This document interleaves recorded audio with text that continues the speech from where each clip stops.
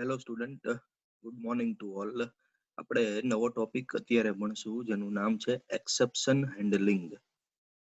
સૌથી પહેલા exception handling એટલે શું થાય એ જોઈએ આપણે.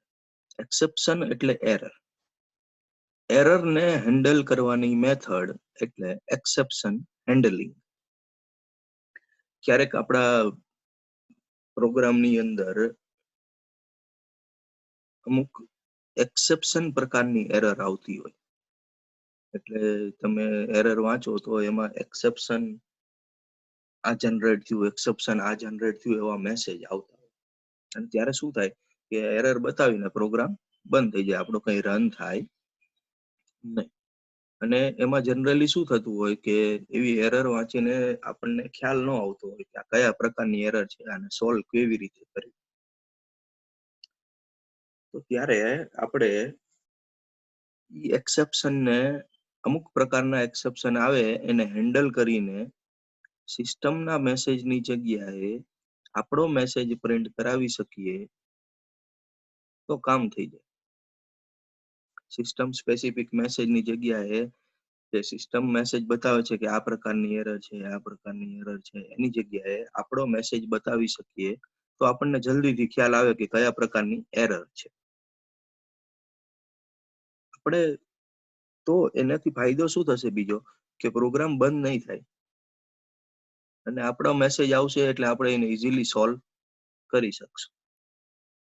Exception is an abnormal situation which occurs during PL/SQL execution.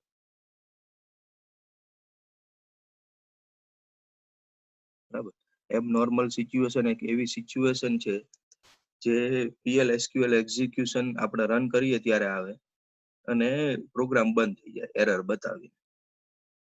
It means exception is an error situation that occurs during PL/SQL execution. Error બતાવે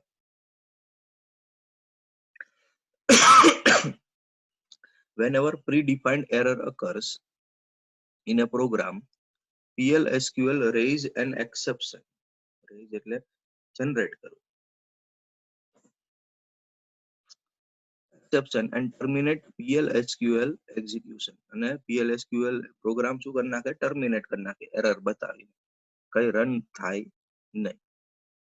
for example, if you try to divide it by 0, જો તમે બે નંબરનો ભાગાકાર કરતા હોય, division કરતા હોય, તો બીજો નંબર જો તમે 0 એન્ટર કરો રન ટાઈમ, 0 વડે તો કોઈ વેલ્યુને ભાગી ન શકાય, તો આવું એક્સેપ્શન આવશે પ્રોગ્રામમાં. ટ્રાય કરી દો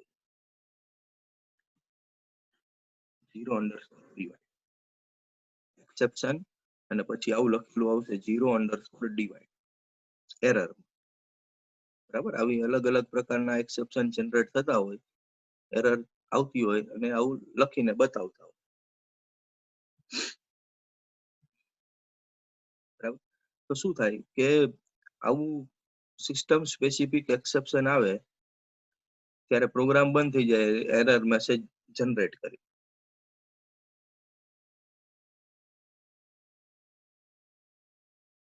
બરાબર, હવે to handle exception raised by PL/SQL, you have to use exception handler part of PL/SQL block. હવે આપણે આગળ એનું સ્ટ્રક્ચર જોયું તો આપણે જ્યારે PL/SQL ભણતા હતા ત્યારે ટોટલ 4 બ્લોકમાં ડિવાઈડ થયું. ફર્સ્ટ બિગિન સ્ટાર્ટ થાય, ડિક્લેરેશનમાં વેરિયેબલ ડિક્લેર થાય અને એન્ડ થી ક્લોઝ થાય અને વચ્ચે એક્સેપ્શન પાર્ટ આવે. એક્સેપ્શન પાર્ટ એટલે ત્યાં હવે આપણે એરર હેન્ડલ કરશું. આ જે એક્સેપ્શન જનરેટ કરીને એરર બતાવે છે એની જગ્યાએ હવે આપણી પોતાની એરર બતાવી શકશું કે આ પ્રકારની એરર છે એ હેન્ડલ કરવાની મેથડ એટલે એક્સેપ્શન હેન્ડલ. બરાબર, જ્યારે આપણે આ એક્સેપ્શન બ્લોકમાં એટલે આવા પ્રકારની એરર આવે, મેં કીધું એમ ટ્રાઇંગ ટુ ડિવાઈડ બાય 0, જ્યારે 0 વડે ભાગવાની ટ્રાય કરો ત્યારે એક્સેપ્શન જનરેટ કરશું આપણે અને ત્યાં સિસ્ટમના મેસેજની જગ્યાએ આપણો મેસેજ જનરેટ કરશું. એટલે બે વસ્તુ ફાયદો થાય, પ્રોગ્રામ બંધ નહીં થાય, ક્લોઝ નહીં થાય, સિસ્ટમ એક સિમ્પલ મેસેજ તરીકે બતાવશે. જો ત્યારે તમે 0 વડે ભાગવાની ટ્રાય કરો ત્યારે એરર ની જગ્યાએ એક સિમ્પલ મેસેજ તરીકે બતાવશે. પ્રોગ્રામ તો રન થઈ ગયો હોય સક્સેસફુલ, અને એક સિમ્પલ મેસેજ તરીકે બતાવશે.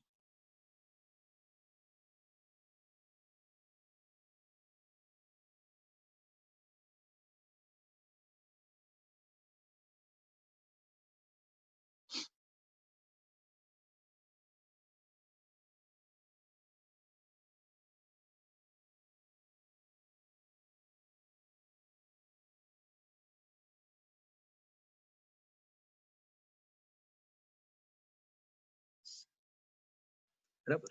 એટલે ફરીવાર રિપીટ કરું કે શું થાય કે અમુક પ્રકારની એરર આવતી હોય ત્યારે એક્સેપ્શન એવું કરીને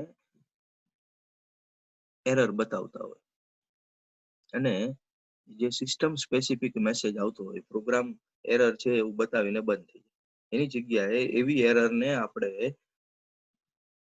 એરરને આપણે સિસ્ટમના મેસેજની જગ્યાએ આપણો મેસેજ જનરેટ થાય અને પ્રોગ્રામ બંધ ન થાય એવી મેથડ એટલે એક્સેપ્શન હેન્ડલિંગ મેથડ. ટોટલ બે પ્રકારની એક્સેપ્શન છે, પ્રી ડિફાઇન્ડ એક્સેપ્શન અને યુઝર ડિફાઇન્ડ એક્સેપ્શન. આપણે પ્રી ડિફાઇન્ડ એક્સેપ્શન આવી કોમન એરર આવતી હોય અમુક, અને જે સિસ્ટમ સ્પેસિફિક મેસેજ આવતા હોય જેને પ્રી ડિફાઇન્ડ એક્સેપ્શન કહેવાય. તો એ સિસ્ટમ સ્પેસિફિક મેસેજને એવી એક્સેપ્શનને આપણે કોટ કરીને પકડીને આપણે આપણો મેસેજ ડિસ્પ્લે કરાવશું. એટલે બે પ્રકારની આ ઉદાહરણ છે. ફોર એક્ઝામ્પલ 0_divide ને no_data_found. ક્યારેક તમે ડેટા ગોતવા જાઓ પણ ન મળે સિલેક્ટ ક્વેરીમાં, તો no_data_found એવો એક્સેપ્શન મેસેજ જનરેટ થતો હશે. જોઈએ આપણે પ્રી ડિફાઇન્ડ એક્સેપ્શન નું એક્ઝામ્પલ. બે નંબરનો ભાગાકાર હું કરું છું, એટલે બે નંબર લીધા, આન્સરમાં જવાબ આવશે. બે નંબર અહીંયા એન્ટર કરશું, ભાગાકાર કરશું, અને અહીંયા જવાબ પ્રિન્ટ કરશે. માની લો કે 10 અને 5 નાખ્યું તો બે આન્સર આવશે. કોઈ પ્રોબ્લેમ નથી એટલે. પણ મેં પેલી વેલ્યુ 10 અને બીજી વેલ્યુ 0 નાખી તો 10/0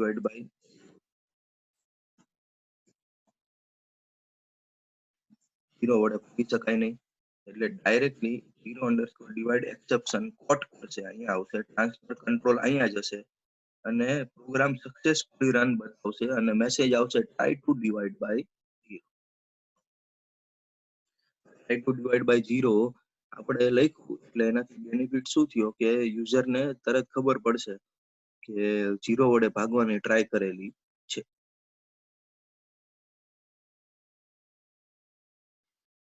તો એ તરત સોલ્વ કરી શકશે. બરાબર. હવે બીજું ભણીએ આપણે યુઝર ડિફાઇન્ડ એક્સેપ્શન.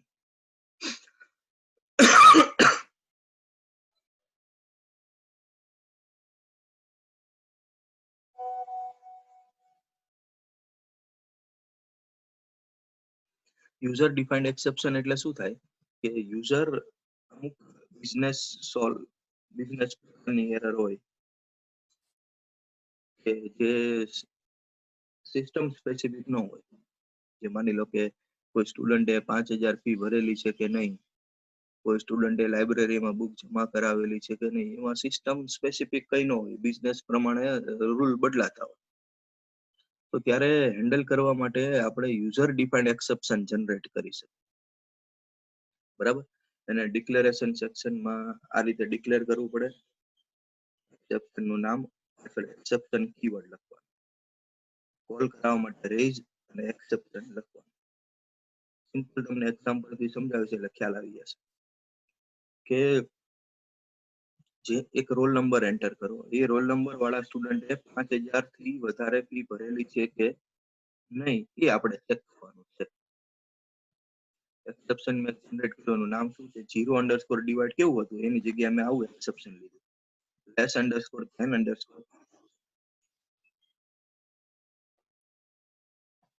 બરાબર. હવે ફીઝ ટેબલની અંદર ફી પે નામની કોલમ છે, એનો ડેટા ટાઈપ અને ફીઝ પેડ નો ડેટા ટાઈપ બે સરખો.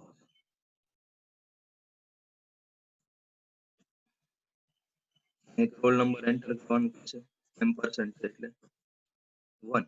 માની લો કે એન્ટર કર્યો તો જેનો રોલ નંબર 1 હોય એની જે ફી ને જે પે કરી હોય ફીઝ પેડ માં સ્ટોર થશે. ફીઝ નામનું ટેબલ હોવું જોઈએ, એમાં ફી પે નામની કોલમ હોવી જોઈએ. એટલે ફીઝ ટેબલ ની અંદર ફી પે નામની કોલમ જે છે એનો નાનો ડેટા ટાઈપ સરખો. ડેટા ટાઈપ સરખો એટલે ફી પે માંથી આમાં ડેટા મોકલી શકીએ. ફી સ્પીડમાં રોલ નંબર 1 નો 5000 થી ઓછી ભરેલી હશે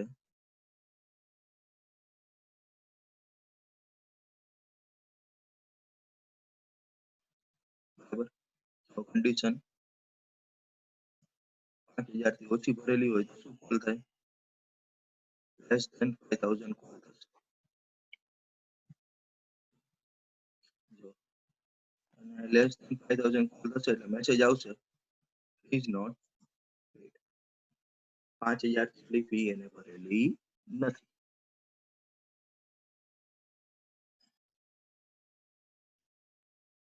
માની લો કે રોલ નંબર 5 એન્ટર કર્યો તો રોલ નંબર 5 એ જે ફી ભરેલી છે એ આમાં આવશે, અહીંયા ચેક થશે. માની લો કે એને 10,000 ફી ભરેલી છે, 10,000 5,000 થી નાના નથી એટલે એ કન્ડિશન ખોટી પડી, અંદર નહીં જાય. મેસેજ આવશે ફીસ પેડ. રોલ નંબર 3 નાખવાનો 3,000 જ ભરેલા, 3,000 5,000 થી નાના છે એટલે આ કોલ કરશે લેસ ધેન 5,000 વાળું. મેસેજ આવશે ફીઝ નોટ પેડ. એવો કોઈ રોલ નંબર નાખો એનો ડેટા ન મળે તો અહીંયા આવશે નો ડેટા ફાઉન્ડ અને મેસેજ આવશે સ્ટુડન્ટ નોટ ફાઉન્ડ. તમને લેક્ચરમાં ખ્યાલ આવ્યો છે. નેક્સ્ટ લેક્ચરમાં આપણે વધારે ટોપિક સાથે મળશું. Thank you.